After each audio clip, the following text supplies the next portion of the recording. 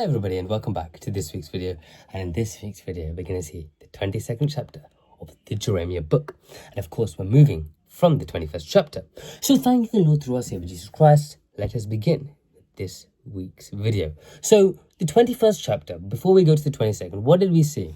We see all about the Lord's message to King Zedekiah through Jeremiah, a warning of what would happen if he does not submit to Babylon, as Jerusalem will face destruction if not done. And alongside this, in chapter 21, the focus was on the immediate threat of judgment as well, a message of accountability and the consequence of resisting God's direction, we can see, is what has ultimately put Jerusalem in this position. And overall, as a summary, we can see God is trying to say that his hand is heavy, but his justice is righteous overall. So let's go into the 22nd chapter now, where we can see Jeremiah expands this warning that he gives to King Zedekiah to the kings of Judah in general as well, using them as an example of leadership failing God's principles, because God clearly calls for justice and righteousness in the king's rule, but he admonishes them to do justice and righteousness. This is what he expects them to do, to rescue the oppressed and to care for the fatherless and the widows, to show these qualities, but they do not show these qualities. And this is the expectation that God expects for the rulers to show, and not just be these ceremonial people in an image or representation, we can see.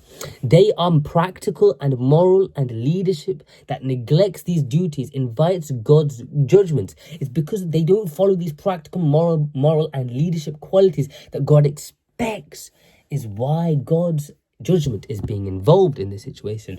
Just as Zedekiah and his predecessors experienced, we will now see who are they. And we can see now the chapter highlights these specific kings, we can see as well, the kings that Jeremiah talks to himself. As we see, Joasiah is the first one, a righteous king who is held up as an example. His heart sought God and Judah prospered under his guidance, we can see.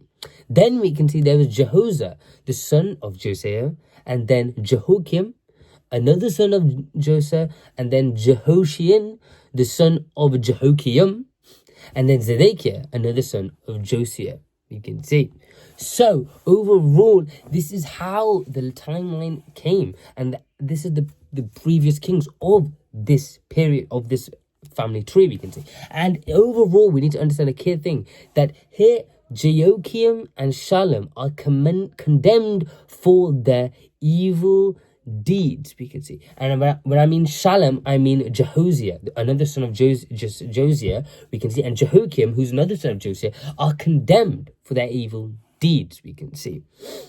Oppression, greed, and arrogance were the qualities they showed, and they acted selfishly and ignored God's law and brought ruin upon themselves and their people. And we can see God declares clearly, those who act unjustly and defy his command will not have lasting renown. Their houses will be desolate, their bodies dishonored, and their reigns cut short. This is what God is saying as a consequence of what Zedekiah, of course, his predecessors experienced because of what they had done, we can see. Of course, Josiah was the righteous king, and the two sons, we can see, were Jehoshaphat and Joachim and Zedekiah. And we can see the other two sons, we can see, they faced condemnation and punishment for they showed those qualities. And we can see overall this really, and God says the consequence of that. But overall, we need to understand another key point, that it shows God's value for righteousness over power and judges. This is how he expects leaders to be, by how faithfully they serve him and their people. That's what he expects, and that's what he wants.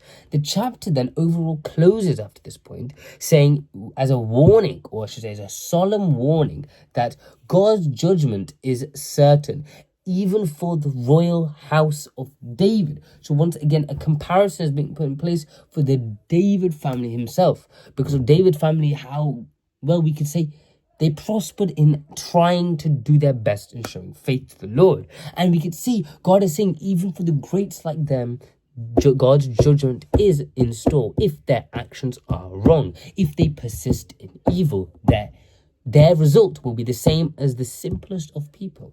The promise of mercy remains only for those who turn to him in truth and humility and follow his commands faithfully. We can see it's those who follow this are going to succeed in his faith.